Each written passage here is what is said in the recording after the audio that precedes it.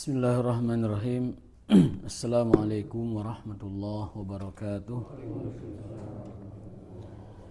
Innal hamdalillah nahmaduhu wa nasta'inuhu wa nastaghfiruh wa na'udzu billahi min syururi anfusina wa min sayyiati a'malina may yahdihillahu fala mudhillalah wa man yudlil fala hadiyalah. Asyhadu an la ilaha illallah wahdahu la syarikalah wa asyhadu anna Muhammadan abduhu wa rasuluhu wa la nabiyya ba'dah. Allahumma fassalli wa sallim ala hadina nabil karim wa ala alihi wa ashabihi ajma'in. Allahumma subhanaka la ilma lana illa ma 'allamtana wa 'allimna ma yanfa'una wa zidna ilman. Rabbana atina fid dunya hasanah wa fil akhirati hasanah wa qina adzabannar. Amin ya rabbal alamin. Mohon maaf ini suaranya agak mengecil ya. Kebanyakan minum es. Kebanyakan minum es ini lagi panas-panas itu gelegek es itu nikmat gitu. Tapi setelahnya malah serak ya. Baik, kita lanjutkan kajian kitab Adabul Mufrad, yaitu masih bab salam ya. Dan hari ini temanya adalah la yusallim ala fasik. Tidak dianjurkan mengucapkan salam kepada orang fasik. Orang fasik atau yang semisal dengan fasik.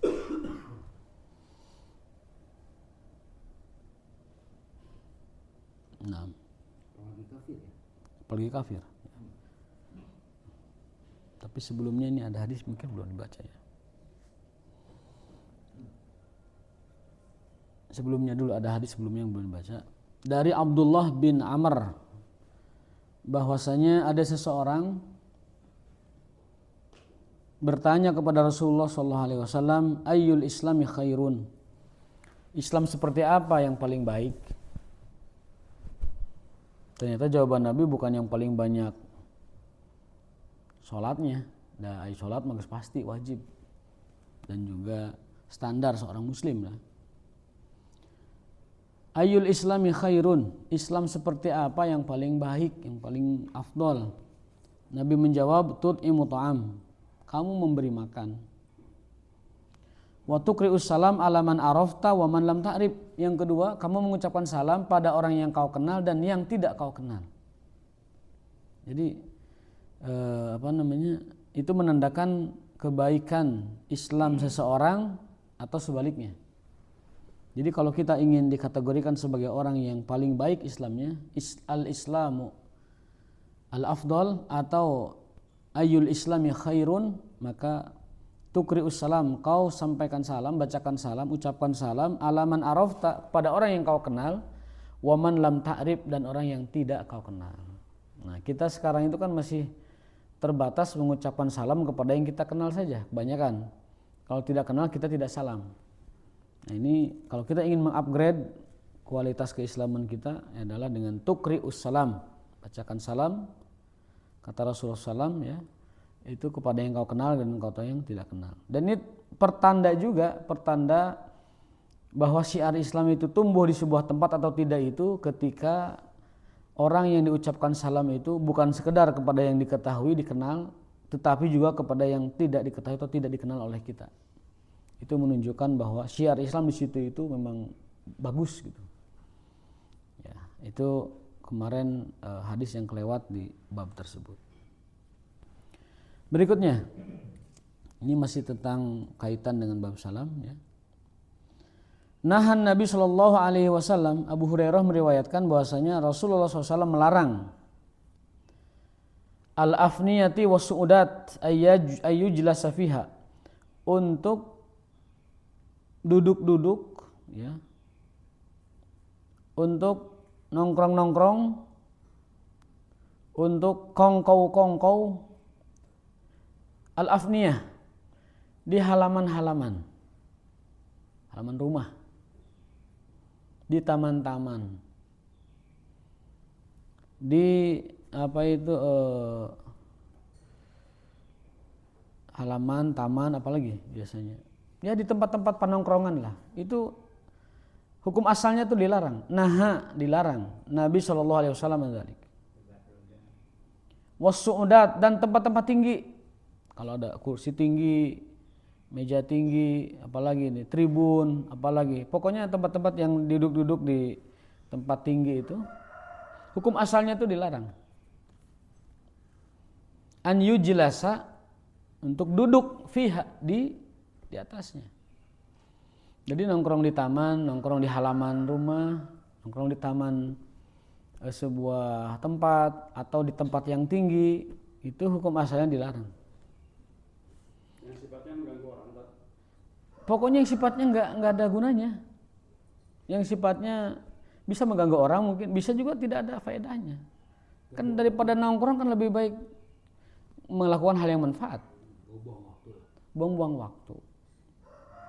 Jadi duduk-duduk santai di halaman rumah, duduk-duduk santai di taman-taman, duduk santai di tempat-tempat tinggi atau kursi patribunan begitu, itu asalnya dilarang, hukum asalnya nih. Aduh, nuhun Mas. Faqalal muslimun, tapi itu tanda petik ya, diprotes oleh sahabat. Tapi itu diprotes oleh para sahabat. La nastati'uhu ya Rasulullah. Aduh, kalau begitu kami tidak sanggup ya Rasulullah. Kalau harus meninggalkan duduk-duduk di halaman-halaman, duduk-duduk di taman-taman, duduk-duduk di tempat-tempat yang meninggi begitu. La nastati'uhu, kami nggak sanggup ya Rasul. Karena sudah terbiasa, jadi nggak sanggup. La nutikuhu, bahkan bukan hanya la nastati, la nutiku. Ya. Sudah la nastati'uhu, la nutikuhu, dua-duanya itu menguatkan. Kami tidak bisa, kami tidak sanggup. Kalau harus meninggalkan halaman atau taman-taman atau tempat panongkrongan. Ya. Qala ammala fa'atu haqqaha. Nah, kalau kalian tidak bisa meninggalkan pekerjaan seperti itu, baik saya izinkan. Fa'atu haqqaha, tapi berikan haknya. Berikan hak jalanan, berikan hak tempat duduknya itu, hak orang lain termasuk di situ. Fa'ati haqqaha. Hak nongkrong, berikan hak nongkrong itu. Nongkrong ada adabnya, ada haknya. Tidak sembarang nongkrong. Qalu wa ma haqquha? Apa ya Rasulullah kewajiban kita atau hak dari nongkrong tersebut? Qala, yang pertama, ghaddul basar. Nah, ini. Menundukkan pandangan, menahan pandangan. Kalau mata kita sampai jelalatan, teu meunang nongkrong. Ki tekenging nongkrong lamun socana masih jelalatan. Moal laki mah. Tapi ya duh kasuk deuet cek nain beuteung soalna kan ieu. Mun kitu. Komo kata hurama, aduh waduh teu hungkul. Ghaddul basar itu hak tongkrongan tuh, ghaddul basar. Yang kedua, irsyadu ibni sabil. Kalau ada yang nanya alamat, wajib ngasih tahu kalau tahu. Itu hak tongkrongan itu. Kita lagi nongkrong nih, ada yang nanya, Pak, Kak Cibaduit ke mana? Itu wajib diarahkan. Kadang-kadang kita kan nganggap sepele itu seperti hal yang nggak bermanfaat gitu, atau hal yang kurang baik, kurang berpahala. Padahal itu pahalanya gede itu, termasuk hak tongkrongan. Irsyadu ibni sabil, menunjukkan jalan kepada orang yang membutuhkannya, itu pahalanya gede. Pahalanya gede, jadi jangan disepelekan. Dan jawab dengan benar. Kadang sekarang itu kita bertanya itu asal, sono aja, belok aja kanan, belok kiri, kanan kiri.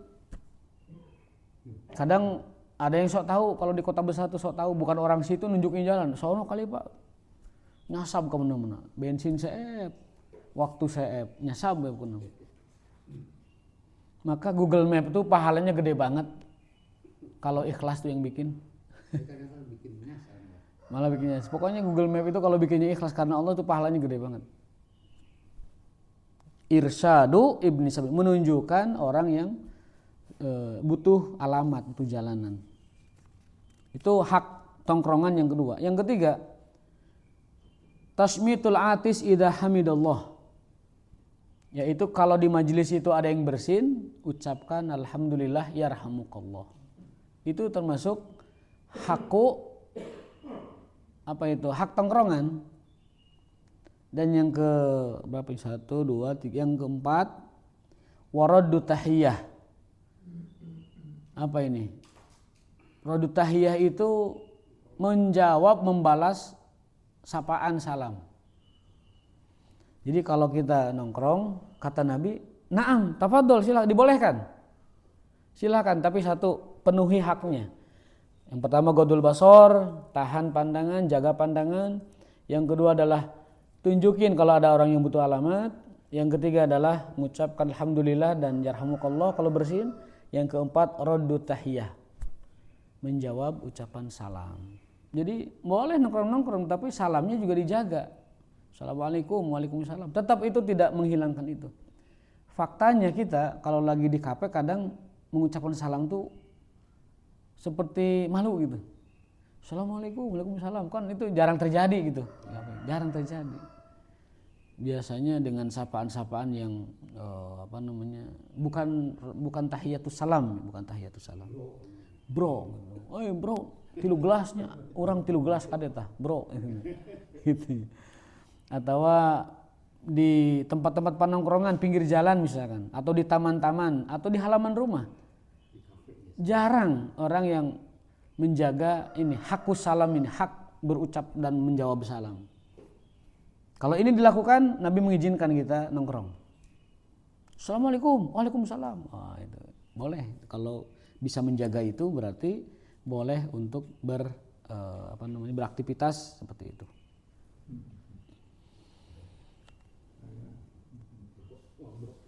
Jangan langsung bro, salam dulu, assalamualaikum. Iya langsung bro, tilu kopinya, begitu. Atau tidak memenuhi hak dari tongkrongan. Jadi kesimpulannya Islam tidak melarang kita nongkrong atau bersantai-santai baik di halaman rumah ataupun di taman-taman atau di jalan, pinggir jalan ya atau lain sebagainya, asalkan dipenuhi haknya. Di hadis lain ada tambahan itu riwayatnya, yaitu amru bil ma'ruf wan nahyu anil munkar. Amar ma'ruf nahi munkar. Di hadis yang lain ya. Ini hadis disahihkan oleh Albani ya, akhrajahu Abu Daud wa Ibnu Hibban, termasuk Bukhari tentunya karena penyusunnya buku ini, dan disahihkan oleh Al-Albani dalam kitab sahihnya. Berikutnya adalah abkhalun nasi, ya ini dari Abu Hurairah radhiyallahu anhu, abkhalun nasi man bakhila bisalam. Orang paling bakhil itu orang yang paling bakhil dengan salamnya. Abkhalun nas, abkhal itu isim tafdil dari kata bakhil, artinya yang paling bakhil. Kalau sudah menggunakan ismu tafdil dalam bahasa Arab itu yang paling. Orang paling bakhil adalah orang yang bakhil dengan salamnya. Ini semakna dengan hadis Nabi SAW, al-bakhilu man idza dzukirtu walam yusallim alayya walam yusalli alayya. Orang paling bakhil kata Nabi yang disebut namaku dan dia tidak bersolawat kepadaku, tidak bersalam kepadaku, itu orang yang paling bakhil. Bahkan dalam hadis lain bukan paling bakhil, malah paling celaka. Rogima anfu rajulin man idza dzukirtu walam yusalli alayya. Sangat celaka seseorang yang namanya disebut Rasulullah SAW walam yusalli alaihi, dan tidak mengucapkan salam kepada beliau atau salawat. Jadi banyak sekali hadis yang menerangkan tentang itu. Orang paling celaka adalah orang yang nama Nabi disebut tidak bersolawat, tidak bersalam. Yang kedua, orang paling bakhil adalah orang yang disebut namaku tidak bersolawat. Sudah paling celaka, paling bakhil lagi. Dan ini yang menguatkan lagi, abkhalun nas, bahkan yang paling bakhil manusia itu yang dengan salam saja tidak mau mengucapkan, baik kepada Rasulullah ataupun kepada sesama muslim. Baik pada Rasulullah ataupun sesama muslim. Itu orang yang paling bakhil. Salam wenu gratis henteu gitu. Salam wenu gratis tapi henteu. Wal magbunu man lam yaruddahu. Dan orang yang paling tertipu dengan dirinya orang yang tidak mau menjawab salam. Jadi nu teu salamna bakhil, nu teu ngajawabnya orang tertipu. Orang tertipu. Wa in halat bainaka wa baina akhika syajaratun, apabila kalian terhalang oleh satu pohon, fa in istata'ta an tabda'uhu bisalam la yabda'uka faf'al. Kalau kamu bisa saling bersalaman setelah terlewat pohon, maka lakukanlah. Jadi standar kita mengucapkan salam kembali kepada teman kita yang sudah berpisah itu kalau sudah melewati satu pohon. Kalau di kita pohonnya banyak, repot ya. Kalau di Mekah pohonnya jarang, hitungannya berarti ya seukuran kita sudah disebut berpisah, itu kita ucapkan salam.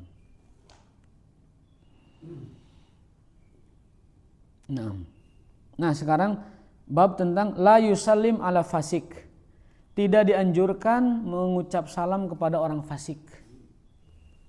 Kan kita kadang lihat orang lagi nongkrong, lihat orang lagi ngumpul di situ, tidak ada majelis yang terlihat faedahnya, apakah kita harus bersalam? Atau ada orang lagi mohon maaf, lagi berbuat leha dan lalai, orang lagi tidak sedang dalam kebaikan, apakah kita juga dianjurkan salam? Ternyata tidak. Ternyata kita tidak dianjurkan mengucap salam kepada seseorang yang membuang-buang waktunya, memubazirkan waktunya. Sebagaimana dalam hadis Rasulullah SAW, an Abdullah bin Amr bin As, dari Abdullah bin Amr bin As, beliau mengatakan, la tusallimu ala syurabil khamri. Beliau contohkan, janganlah kalian mengucapkan salam kepada peminum khamr. Jadi jelema nu kalakonna goreng, ulah disalaman. Ya. Saya pernah kan salam baca alhamdulillah kan batuk itu dikeroyok. Salam. Saya pernah jalan gitu ya. Terus Kan batuk. Alhamdulillah gitu kan. Dikeroyok ya. nah itu bukan karena alhamdulillahnya, karena ngagetkeun itu Mas. Ngaget rewaseun, premanna tuh rewaseun. Aduh. Ieu bersin tarik-tarik teh. Kalau mau bersin ditutup insyaallah enggak. Alhamdulillah panderi dibalik. Itu mungkin bersinna tarik pisan ngageteun para preman yang sedang bermajlis mungkin. Ya dikoroyok ya. Dicari-cari mau ditabrak lagi motor gitu. Nah, berarti itu kagetnya Mas, bukan karena alhamdulillahnya. Itu karena kagetnya. Di mana kejadiannya? Magelang. Waduh. Saya yakin sih bukan karena alhamdulillahnya ya, tapi karena itunya tuh. Karena kagetnya gitu. Ya, Oh, mungkin dikira non-muslim. mengejek gitu mungkin. Apalagi non muslim. Non muslim salam sama kita gimana? Ya, jawab aja waalaikum. Waalaikum. Ya sekedar mengucap waalaikumsalam sih tidak apa-apa. Walaupun sebenarnya itu tidak dianjurkan ya. Tapi waalaikumsalam. Karena dulu jawaban waalaikum itu jawaban waalaikum itu soalnya orang Yahudi mengucap salam waalaikumnya gak benar. Harusnya mengucapkan assalamualaikum kepada Rasulullah, orang Yahudi memodifikasi salamnya, lamnya dihilangkan. Assalamualaikum artinya semoga racun menimpamu. Maka Nabi menjawabnya waalaikum saja. Karena doanya assalamualaikum tanpa lam, artinya semoga kamu keracunan, kan begitu. Aisyah sudah marah tuh, sudah ngumpat-ngumpat, wah segala macam keluar tuh kata-kata umpatan Aisyah. Kata Nabi, nggak usah repot kamu Aisyah menjawab orang salam kayak gitu, jawab aja waalaikum, semoga kamu yang kena racunnya gitu. Cukup dibalas seperti itu. Aisyah sudah marah itu. Masa orang lancang kepada Nabi, orang Yahudi ya, mengatakan assalamualaikum. Nah, orang sekarang saya yakin yang diucapkan itu bukan assalamualaikum karena mereka satu bukan orang Arab. Yang kedua ikut latah mengikuti kaum muslimin. Jadi ucapan salamnya benar gitu. Assalamualaikum, maka jawab aja waalaikumsalam. Sebagai jawaban, tapi tidak wajib. Itu bagi orang non muslim. Jadi ada elatnya kenapa Nabi menjawab waalaikum saja, karena dulu yang didoakannya keracunan. Kalau sekarang didoakannya seperti pada umumnya assalamualaikum, maka balasannya juga waalaikumsalam kan gitu. Jawabannya waalaikumsalam. Iya, kan hukum itu kan dipahami dengan elatnya. Hukum itu dipahami dengan sebabnya kan. Nah, sebab Nabi mengucapkan waalaikum karena yang didoanya adalah assamu bukan assalamu. Sekarang orang mengatakan assalamu bukan assamu. Maka jawab aja seperti yang dia ucapkan. Wallahu a'lam bishawab. Nah, jadi la tusallimu ala syurabil khamri, janganlah kalian mengucapkan salam kepada peminum khamr. Artinya orang fasik, orang berbuat keburukan, orang yang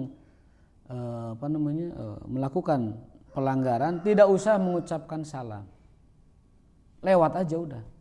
Lewatin saja. Punten ya punten aja gitu. Tidak usah assalamualaikum. Kalau lebar mengucapkan salam ke zaman karir itu. Mohon maaf, bukan supaya mereka tertarik dengan dakwah, enggak. Ini ada larangannya. Bukan cukup aja punten Pak gitu. Tidak perlu mengucapkan salam.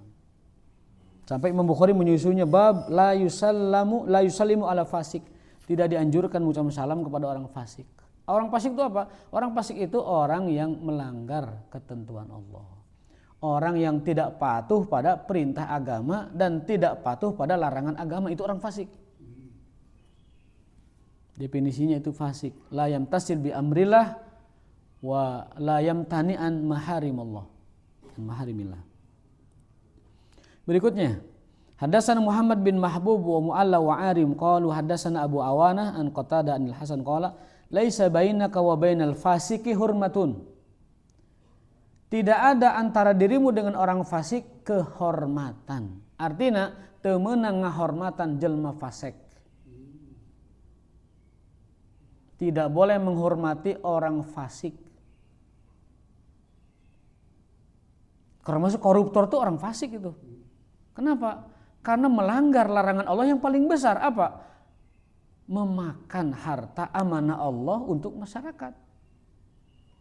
Apa ada dosa pelanggaran dalam bab kekuasaan selain korupsi? Itu dia melakukan pelanggaran berat dari amanah Allah Subhanahu wa taala. La ta'kulu, apa larangan Allah? La ta'kulu amwalakum bainakum bil batil. Janganlah kalian kuasai harta orang, miliki harta orang, ambil harta orang bil batil, dengan cara batil. Berarti korupsi, kolusi dan lain sebagainya termasuk gratifikasi itu adalah dosa-dosa yang berat dan serius. Maka itu adalah bagian dari kefasikan. Fasik itu masih muslim tetapi melakukan pelanggaran yang cukup serius, itu namanya fasik. Peminum khamr. Kalau dalam konteks sekarang itu koruptor, ya, pelaku korupsi, penyelewengan jabatan, abuse of power dan lain sebagainya, itu bagian dari kefasikan yang bahkan skalanya lebih besar. Dalam Islam ada kaidah, dosa yang berakibat dampaknya banyak orang, itu dosanya diperberat. Dan setiap satu orang dia bertanggung jawab kepada mereka gitu. Jadi laisa bainaka wa bainal fasik hurmatun, tidak ada antara dirimu dan orang-orang fasik kehormatan. Artinya tidak boleh dihormati mereka. Tidak boleh dihormati. Kecuali kalau kita takut ngahormatinya terpaksa. Orang kafir sama. Sekedar say hello dan menampakkan wajah yang bijak, wajah yang somehna Islam, samahatul Islam boleh senyum, kemudian sapa yang umum, tetapi tidak boleh ada kecenderungan hati, kecintaan hati, loyalitas kepada mereka. Tidak boleh ada, ya, tidak boleh. La yatakhidil mu'minunal kafirina awliya, itu yang pertama. Yang kedua adalah mereka tidak boleh dijadikan sebagai cinta atau kecintaan kita. Ciri orang yang beriman adalah al-hubbu wal bughdu fillah. Mencintai karena Allah dan membenci karena Allah. Itu ciri orang beriman. Dalam hadis salasun man kunna fihi wajada halawatal iman. Ada 3 orang yang dapat merasakan manisnya keimanan. Yang pertama, an yakunallahu wa rasuluhu ahabba ilaihi mimma siwahuma. Menjadikan Allah dan Rasulnya adalah yang paling dicintai. Yang kedua adalah an yuhibba mar'a la yuhibbu illa lillah, mencintai seseorang semata-mata motivasinya Allah Ta'ala. Pun sebaliknya, membenci seseorang motivasinya semata-mata karena Allah Ta'ala. Yang ketiga, wa an yakraha an ya'uda ilal kufri, yaitu orang yang tidak kembali kepada dosa-dosanya atau kekufurannya, sebagaimana dia tidak mau kembali kepada api neraka. Jadi itu 3 orang yang kata Nabi akan merasakan manisnya iman. Di hadis lain Nabi SAW bersabda, inna fil jannati manabirun min nur. Di surga itu ada mimbar-mimbar cahaya. Mimbar itu artinya tempat tinggi yang bercahaya. Yagbituhul anbiya wa syuhada. Mereka dicemburui oleh para nabi dan para syuhada. Lalu ditanya, siapakah mereka wahai Jibril? Jibril menjawab, mereka adalah orang-orang yang cinta karena Allah dan saling cinta karena Allah, dan kalaupun membenci, bencinya karena Allah. Yang bersaudara, bersahabat karena Allah. Al-mutahabuna fillah. Jadi orang-orang yang saling mencintai karena Allah itu kelak akan ditempatkan di manabirun min nur, mimbar-mimbar cahaya. Para nabi dan para syuhada cemburu pada mereka. Ini keistimewaan atau fadilah orang-orang yang al-mutahabuna fillah, yang saling mencintai karena Allah. Kalaupun berpisah, berpisahnya karena Allah. Nah, ini jarang Pak, orang di zaman kita sekarang cinta benci karena Allah itu jarang. Rata-rata kita sekarang cinta benci itu ada motifnya di belakang. Akrab ada motifnya, kemudian dekat ada motifnya, dan sebaliknya juga benci tidak suka ada motifnya. Nah ini belum dikatakan sebagai al-mutahabuna fillahi, orang-orang yang saling mencintai karena Allah Subhanahu wa taala. Itu dulu Imam Ghazali dalam Ihya Ulumuddin menulis begini. Di zaman kami orang-orang saling berukhuwah, saling mencintai karena Allah. Sampai-sampai ada kejadian seorang majikan pergi, rumahnya dijaga, tokonya dijaga oleh karyawannya. Lalu datang sahabat si bapak majikan ini, minta uang, tolong ambilkan di dompet bapak anu. Ya ambil, dia ngambil sendiri uangnya, taruh lagi dompetnya, pergi aja. Datanglah si majikannya ini, dikasih tahu oleh karyawannya itu, Pak, tadi ada teman bapak ngambil uang di dompet. Lalu orang itu saking gembiranya, kamu saya bebaskan, dibebasin budaknya itu, dibebaskan. Saking gembiranya. Kenapa? Karena temennya yang datang tadi tidak segan ngambil uang dari dompetnya tanpa harus bilang dulu. Imam Ghazali menunjukkan itu fenomena ukhuwah di zaman kita, di zaman kami gitu. Ayeuna boraah ya nama. Ya zaman dulu, ketika hati masih bersih, ketika hati masih saling percaya, itu begitu. Ayeuna moal aya Pak, teman datang ke temannya, punten dompetna, tantak dompetna, ngambil uang gitu. Yang ada malah marah pasti. Gelo mana teu bebeja heula ka saya gitu. Ka pembantunya itu pasti marah begitu. Nah, di zaman itu diceritakan orang-orang pada berukhuwah seperti itu. Sampai-sampai orang ngambil uang di dompet temennya tidak dimasalahkan, bahkan itu menjadi kegembiraan. Sampai saking gembiranya, udah kamu saya bebaskan lah. Gitu. Yang cinta dan benci karena Allah. karena itu ada konsep wala wal bara itu masuk situ. Itu salah satu konsep al-wala wal bara. Itu apa? Itu wajib kita punya sikap seperti itu, wala wal bara. Wala dan bara itu wajib. Karena orang beriman itu yuwaluna, mereka berwala kepada sesama mereka.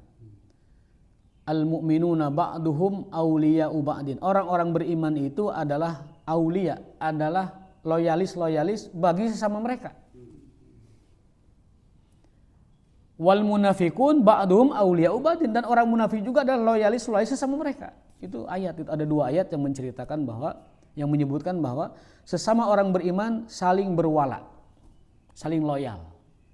Dan sesama orang munafik dan orang kafir juga mereka saling berwala. Jadi tidak ada double wala, tidak ada. Wala ganda itu enggak ada. Jadi kalau dia tidak berwala kepada orang beriman, dia berarti berwala kepada orang kafir. Kalau dia berwala kepada orang kafir, berarti dia tidak berwala kepada orang beriman. Tidak mungkin double itu. Jadi kalau kita melihat seseorang walanya kepada orang kafir, itu berarti dia sedang tidak wala kepada orang beriman. Nah, di dalam Islam ada konsep namanya al-wala wal bara. loyalitas dan anti loyalitas. Keberpihakan mendukung ataupun mencintai. Mencintai, mendukung, berpihak. Itu namanya wala.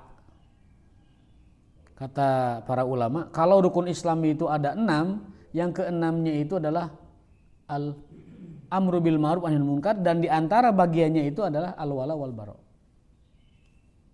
Jadi kita itu harus punya wala dan bara. Wala ke siapa? Kepada sesama orang beriman. Bara dari siapa? Bara daripada orang-orang musyrik dan orang-orang kafir. Dari kata waliya yali wala, kesetiaan. Bara dari kata bari'a yabra'u bara'atan. Wabaroan, itu berlepas diri. Nah, wala dan baro ini yang sekarang hilang dari umat Islam, nyaris hilang. Buktinya kita di dalam konteks kenegaraan tidak punya tuh wala kepada orang-orang beriman sendiri. Ya sebagian, tidak semuanya ya. Kehilangan wala, malah walanya itu kepada selain Muslim. Baroknya juga sama, baroknya itu bukan kepada orang musyrik dan kafir, malah baroknya kepada atau dari orang Islam. Keberpihakan kita bahkan tidak kepada sesama kaum muslimin, keberpihakan kita kadang kepada non muslim. Jadi kalau kita semua paham akidah wala dan barok, tidak akan ada orang Islam yang terjerumus mendukung kebatilan, dan tidak ada orang Islam yang terjerumus membenci atau berlepas diri dari kebenaran. Jadi orang Islam, orang mukmin yang benar, orang yang berwala kepada al-haq, dan orang mukmin muslim yang salah adalah orang yang berwala kepada al-batil. Ini akidah wala dan barok, loyal dan tidak loyal. Tapi ini kalau dibahas cukup serius babnya al-wala dan barok itu. Dan teladan yang paling tinggi dalam wala dan bara adalah Nabi Ibrahim alaihissalam. Ketika beliau dikepung oleh satu kaum, mungkin ya satu kerajaan penyembah berhala, bahkan bapaknya produsen berhala, itu beliau mengatakan, ana bari'un minkum, saya berlepas diri dari kalian, wa ma tusyrikun dalam ayat lain, dan dari apa yang kalian sekutukan itu. Itu Nabi Ibrahim adalah contoh paling luar biasa, contoh paling besar dalam penanaman dan pengamalan akidah al-wala dan bara. Inna bura'a'u minkum. Dalam ayat lain, wa ma ta'budun. Kami berlepas diri dari apa yang kalian yakini dan apa yang kalian sembah. Makanya Nabi Muhammad SAW ingin kita doakan supaya beliau seperti Nabi Ibrahim. Allahumma sholli ala Muhammad kama shallaita ala Ibrahim. Karena Ibrahim adalah bapaknya tauhid. Ibrahim adalah bapaknya tauhid. Termasuk Abul Anbiya, bapaknya para nabi juga. Jadi julukan beliau itu satu Khalilullah, kekasihnya Allah terdekat. Yang kedua adalah Abul Anbiya, bapaknya para nabi. Yang ketiga Abu Tauhid, bapaknya tauhid, Ibrahim. Maka Nabi SAW ingin sekali didoakan supaya sama dengan Nabi Ibrahim SAW. Wa barik ala Muhammad kama barakta ala Ibrahim wa ali Ibrahim. Jadi itu contoh paling nyata dari penanaman dan pengamalan akidah al-wala dan bara. Terutama bara dari kemusyrikan. Jadi kita patut mencontoh Nabi Ibrahim ketika dia berlepas diri dari berbagai macam jenis kemusyrikan. Berikutnya kita lanjutkan ya. Hadis keterangan lain, annahu sami'a Ali bin Abdillah yaqrahul asbarnaj wa yaqul. Ini disebutkan bahwa Ali bin Abdillah itu tidak menyukai permainan seperti dadu ya, seperti permainan itulah kayak gitulah yang menggunakan media gitu.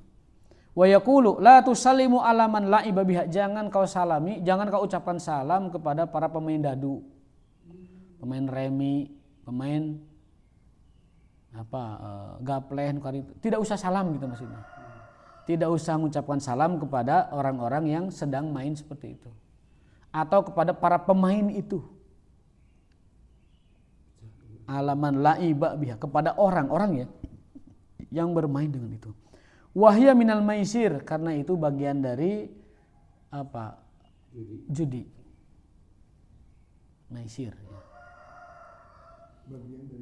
Bagian dari judi.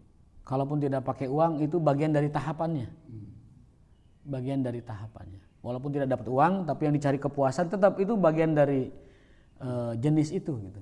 Maka di sini ada anjuran untuk tidak bersalam atau mengucapkan salam kepada mereka-mereka itu. Jadi cukup punten aja, punten Pak, sampurasun punten, atau apa, selamat pagi atau morning, morning bro, duduk aja dah. Jadi tidak mengucapkan la tusallimu ala man la ibabiha wahya minal maisir. Tapi Allah alam ya, kalau konteksnya dakwah ya, kalau konteksnya dakwah, kita misalkan datang ke dia ingin mengajak dia mungkin baca Quran atau sholat atau ngajak berjamaah atau lain sebagainya, mungkin konteksnya karena kita ingin menyodorkan kebaikan, mengucapkan salam menurut saya tidak apa-apa. Kenapa? Karena dia akan menilai kalau orang ini datangnya nggak salam, orang-orang yang kita datangi itu akan menganggap kita karena kita nggak salam, dianggapnya tuh orang ini ngajak sholat tapi nggak salam datangnya. Ya, khawatir ada anggapan seperti itu, maka dalam konteks dakwah, wallahu alam ya, itu tidak apa-apa kita mengucapkan salam kepada mereka. Agar yang didakwahinya atau mad'unya itu langsung kesannya positif. Oh, Bapak ini datangnya salam. Ngajak kebaikan ya itu oke, itu bagus gitu. Daripada dia nganggap orang ini ngajak kebaikan tapi datang nawage itu salam gitu. Jadi dia khawatirnya anggapannya negatif. Jadi bisa dikata keterangan-keterangan yang tadi kita sampaikan bahwa tidak ada anjuran, bahkan tidak dianjurkan mengucapkan salam kepada orang fasik dan kepada orang yang buang-buang waktu tanpa faidah, itu larangannya umum. Kalau ada tujuan khusus seperti dakwah, tapi saya katakan wallahu alam ya, itu silahkan, tidak masalah. Karena untuk tujuan kebaikan. Ya, kalau kita nggak salam juga nanti dikesankan tidak baik. Masa mau dakwah nggak salam kan gitu. Ya. Dan menggunakan dalil umum juga bahwa yang namanya muslim ya disalamin saja gitu. Tidak muslim fasik, tidak muslim soleh, ya, itu mereka adalah orang yang berhak disalamin. Jadi larangannya umum, tapi dalam kondisi khusus saya kira mungkin bolehnya.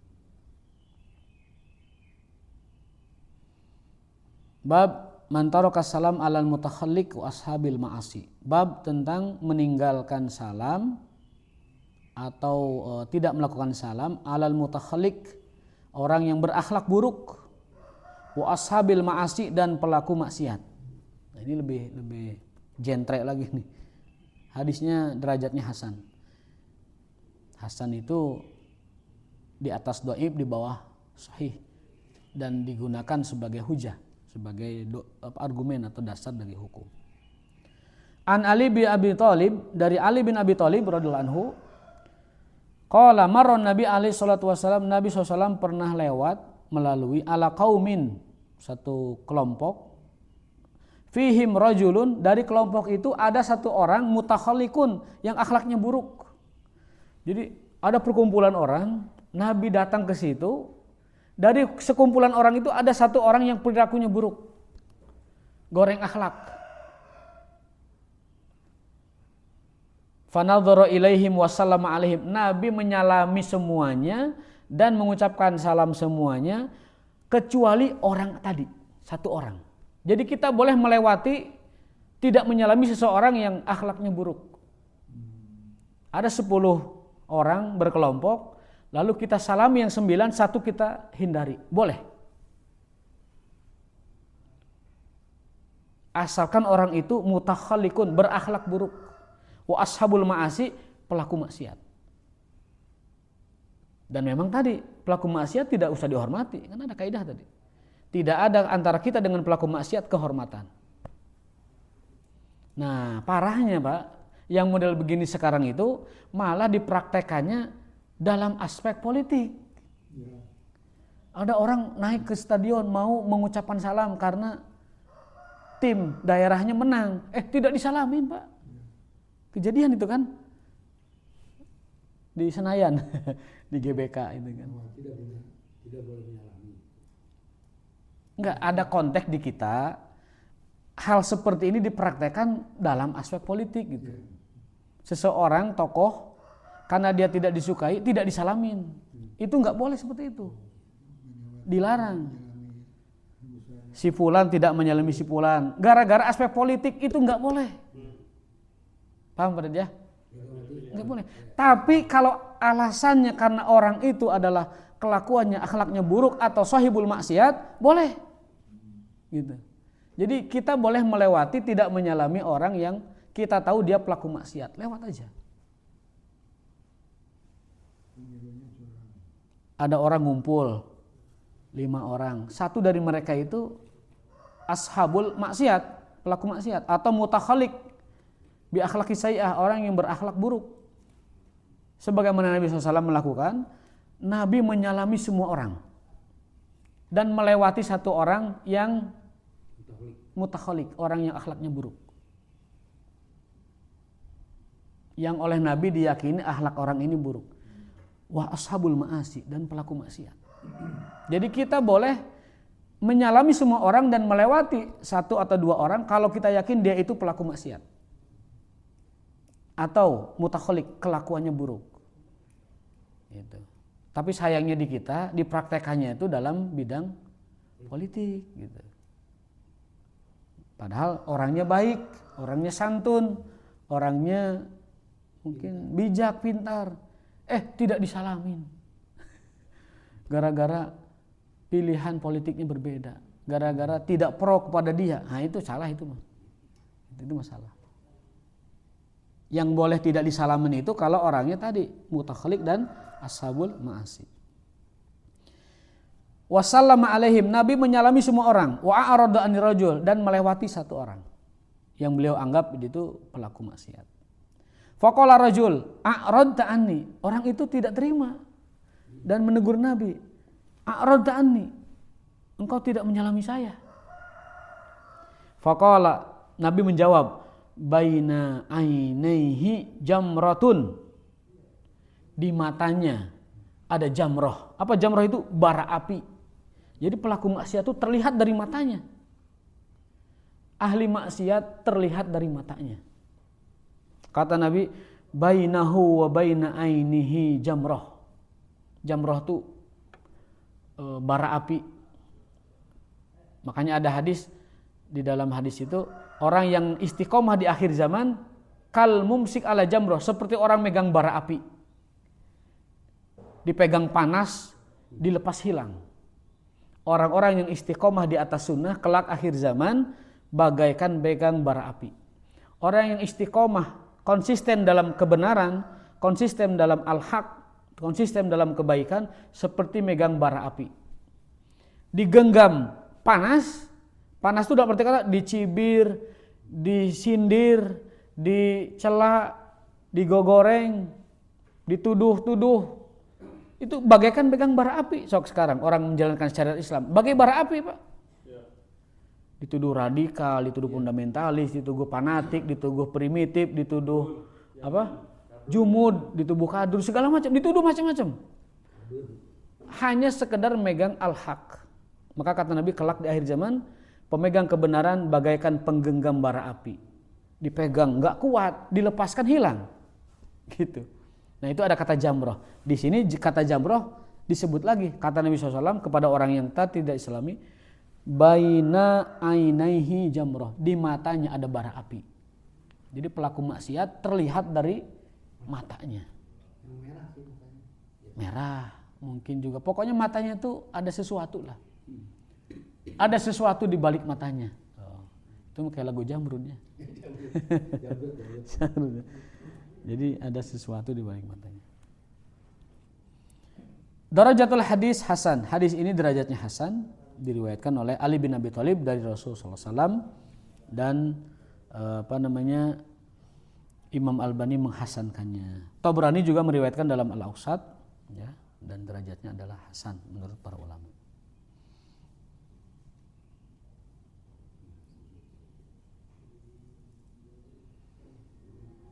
La budda min an nandur fi aqibatihi in kan. Tapi ada komentar dari Imam Bukhari, dari kitab ini. Kalau sekiranya perbuatan tadi memadoroti kita, jangan dilakukan. Ya. Tidak menyalami orang fasik, melewati, tidak menyalami orang yang akhlaknya buruk. Kalau sekiranya membahayakan kita, ya jangan dilakukan. Kalau sekiranya membahayakan. Atau kalau kita lakukan itu, orang fasiknya tersebut malah semakin bejat, semakin parah. Itu juga hindari. Jadi kita punya pertimbangan subjektif kepada orang tersebut. Meskipun dia adalah mutakhalik, akhlaknya buruk, atau sahibul maksiat, pelaku maksiat, atau yang tadi fasik dan orang-orang yang sering lalai dengan waktunya. Kalau sekiranya kita tidak sapa dia, tidak salam dia dengan assalamualaikum, akan menambah kemungkaran dia, atau kitanya jadi madorot, sebaiknya tidak dilakukan. Artinya tetap aja perlakukan mereka seperti biasa gitu. Kalau membahayakan. Contohnya atasan kita misalnya. Atasan kita tuh akhlaknya buruk. Segala macam maksiat dilakukan, termasuk ngerampok duit rakyat, termasuk juga melakukan maksiat-maksiat besar. Kita tahu dia tuh pelaku maksiat. Kalau ikut anjuran ini kan tidak nyalam. Tapi kalau kita tidak nyalam, madarat kita, bisa jadi kita dimutasi, dipindahkan atau digejretkan karirnya menjadi karir yang 10 tahun naik-naik. Nah, kalau sekiranya madarat buat kita, lakukan aja yang pada umumnya, lakukan aja yang sewajarnya. Begitu. Jadi ada catatan dari penulis kitab ini seperti itu. Kalau orangnya semakin parah, nanti maksiatnya atau kitanya semakin madarat, ya maka sebaiknya pilih maslahat saja. Fayurajjih janibul maslahah. Fayurajjahu janibul maslahah hina idzin faqad taghayyara nas. Karena manusia bisa jadi berubah pada suatu hari nanti. Aku qouli hadza wa astaghfirullah li wa lakum hadan lakum ajmain subhanakallahumma wa bihamdika asyhadu an la ilaha illa anta astaghfiruka wa atubu ilaik. Wal 'asri innal insana lafi khusr illa alladziina aamanu wa 'amilus shalihaati wa tawassaw bil haqqi wa tawassaw bis sabri. Wal 'afwu minkum. Assalamualaikum warahmatullahi wabarakatuh.